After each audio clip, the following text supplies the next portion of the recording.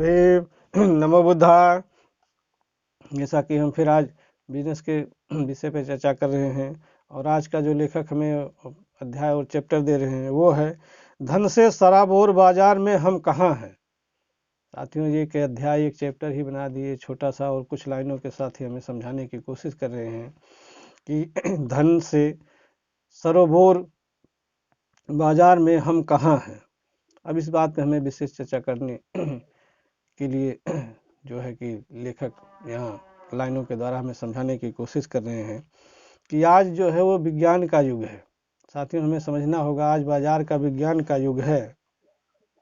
जो ये पूरी दुनिया है ये पूरा एक छोटा सा गांव बन करके रह गया है। आज इस देश का माल उस देश में, उस देश का माल उस देश में, इस घर का सामान उस घर में, उस घर का सामान उस घर में। अगर इसको पूर्ण रूप से और बढ़िया तरीके से इसको अगर सोचा जाए तो ये पूरी दुनिया ही जो है कि एक छोटा सा गांव बनकर रह गई है। अगर इसको अच्छे पैमाने पर अगर इसको गौर से देखें तो ये हमें एक नज़र आएगा, क्योंकि यहाँ सबको नियम और कानून के अंदर हर देश का सामान हर देश में जा रहा है, हर देश के आदमी हर देश में रह रहे हैं। ये जो है कि पहले की अपेक्षा अगर हम देखा जाए इतिहास उठा करके तो ये एक बहुत बड़ी जो है कि ये चकाचौंध है, एक बहुत बड़ा परिवर्तन है, एक बहुत बड़ा चमत्कार है। और उसमें जो है कि अभी जो कुछ लोग इस चीज़ से बिल्कुल अनभिज्ञ हैं तो उसी विषय को लेकर के वो यहाँ जो है कि लेखक लिख रहे हैं कि हम कहाँ हैं। जो यहाँ शोषित वंचित पीड़ित और दलित बहुजन समाज से जो लोग हैं, जो अभी 100 साल पीछे जिस हिसाब की ज़िंदगी थी उससे बस थोड़ा सा परिवर्तन कर पाए हैं कि उस समय खाने के लाले थे लेकिन आज उनको पेट की रोटियां मिल जा रही हैं। तो उनकी स्थिति में क्यों नहीं बदलाव आया, उनकी स्थिति में क्यों नहीं परिवर्तन आया। इसी चीज़ को जो है कि लेखक यहाँ लिख करके समझा रहे हैं कि आज जो है कि पूरा शहर एक दुनिया जो है कि एक गांव हो गया और इस मंच पर गांव की परचून की दुकान से लेकर शहर के चमचमाते आधुनिक काल सभी आधुनिक माल सभी तरह की चीज़ों से अटे पड़े हैं। और तो और अब तो दुकान शोरूम की जगह कंप्यूटर से ऑनलाइन बिजनेस हो गया है।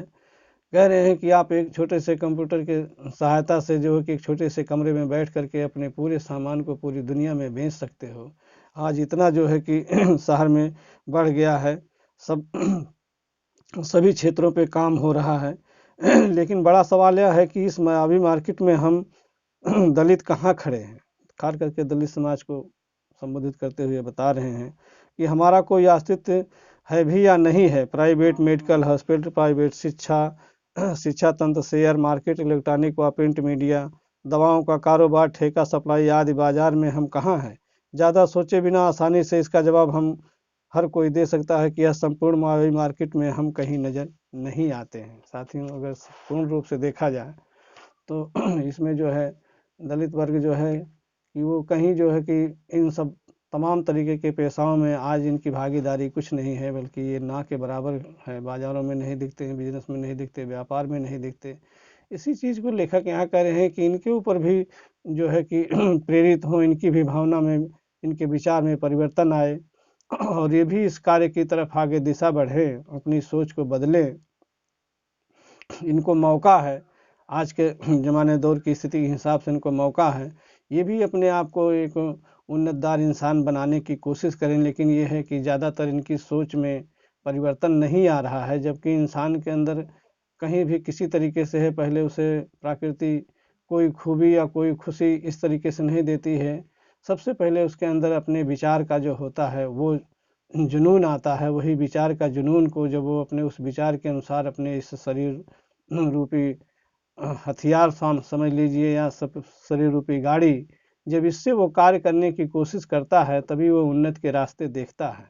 लेखक को यहाँ समझाने का साफ शब्दों में मतलब है कि जो है कि कोशिश करना चाहिए हर इंसान को, जो एक छोटा से छोटा है एक बड़ा से बड़ा है, दोनों इंसानों के बीच में जो है कि होना चाहिए कि ये दोनों के बीच की जो दूरी है करीब एक दूसरे के समानांतर अगर हो तो दोनों के अंदर भाईचारा और प्यार मोहब्बत बढ़ेगी, ये सत्य है। जबकि विदेशों में ऐसा है, लेकिन यहाँ हमारे यहाँ है कि जो दूरियाँ इतना है उस दूरी से जो है कि वो कीमत आंकी जाती है कि जो है कि जिसके पास अर्थ की ज़्यादा है, जिसके पास कम है, तो बड़ा आदमी छोटे आदमी को कभी भी अपने समान नहीं समझता, जबकि मानव मानव एक समान है। ये शिक्षा है, ये उद्देश्य है और ये सत्य भी है। तो इसलिए कह रहे हैं कि जो नहीं इस चीज़ के सामने आ पा रहे हैं, ये उनकी कमी है। उनको अपने कमी को दूर करके और जो है कि आगे उस पे कार्य करना चाहिए, ताकि उनको भी ऐसा सुनहरा मौका मिल सके। अब आगे को कुछ लाइनों में लिख रहे हैं, बाजार में हम तो सिर्फ ग्राहक बने हुए हैं। जो कुछ पैसा हमारा श्रमिक खेतों व सड़कों पर कमाता है, वह सरकारी अफसर तनख्वाह लाता है। सारी पूंजी घर गृहस्थी चलाने के लिए वापस व्यापारी की तिजोरी में ही जाती है। आखिर हम हिम्मत क्यों नहीं करते? हमारे पुरखों में हस्तशिल्प, वाद्य, गायन, नृत्य व श्रम की जबरदस्त क्षमता और योग्यता थी। हम उन हुनरमंद हाथों वाले मेहनतकशों के वंशज हैं, जिन्होंने बहती नदियों की तेज धाराओं को भी मोड़ा है, पत्थर को तोड़कर पानी की धारा निकाली है, धरती का सीना चीर कर सोना उगला है, और मेहनत, वफादारी, कर्मठता से देश के कण कण को सींचा है। फिर आज हम असहाय क्यों हैं? इस विकट आर्थिक दौर में भी हम किस फरिश्ते का इंतजार कर रहे हैं, जो इस धरती पर अवतरित होकर दलितों की दरिद्रता दूर कर लेगा? सिर्फ आरक्षण की बैसाखी से सहारे कब तक चलेंगे? अब तो इस अतीत को याद करते हुए सुंदर भविष्य का निर्माण करना है। जब हमारे साथ करुणा के सागर गौतम बुद्ध, क्रांतिकारी संत कबीर व महामानव डॉक्टर अम्बेडकर जैसे आदर्शों का संबल है, तो अन्य क्षेत्रों की तरह हम बिजनेस में भी जरूर सफल होंगे। जिन जिन दलितों ने बुद्ध, कबीर, डॉक्टर अम्बेडकर की राह पर चलकर व्यापार के क्षेत्र में कदम बढ़ाया है, वे सारे सफल ही नहीं हुए, बल्कि दूसरों के लिए मिसाल भी कायम की है। देश में ऐसे एक दो नहीं, बल्कि सैकड़ों दलित करोड़पतियों की सफल कहानियां हैं।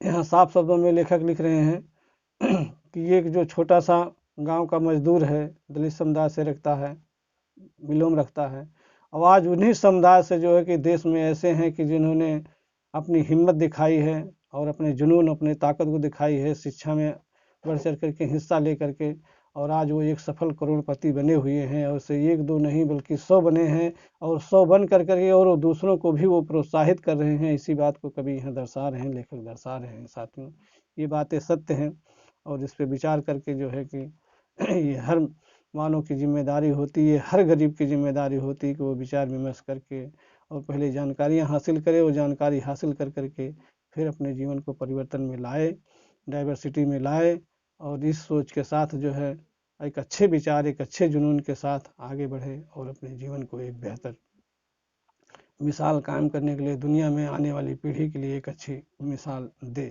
यही लेखक का यहाँ उद्देश्य है। और ये बातें सत्य हैं जो जितनी लिखी हुई हैं, ये सब इतिहास और साहित्यिक बातें हैं। मौजूदा स्थिति आज क्या है, पीछे क्या रही है, दोनों बातों का समावेश है साथियों। इसलिए ये लेख जो होता है कवियों की, जहाँ न पहुँचे रवि तहाँ पहुँच जाए कवि, ये कवियों की बहुत बड़ी विचारधारा है। और इसी सोच और इसी विचार के साथ मेरा भी आपके साथ इस वीडियो के द्वारा शेयर करने का मनोबल बढ़ा है, और आप लोगों ने मेरा मनोबल बढ़ाया है। मैं चाहूँगा कि ज़्यादा से ज़्यादा लोग इसको देखें, शेयर करें, सब्सक्राइब करें, लाइक करें, कमेंट करें, जिससे मेरा भी हौसला बढ़ेगा। साथियों, इस अध्याय को यहीं विराम लेते हुए अगले अध्याय पे फिर आपसे चर्चा करेंगे। तब तक के लिए जय भीम, नमो बुद्धाय।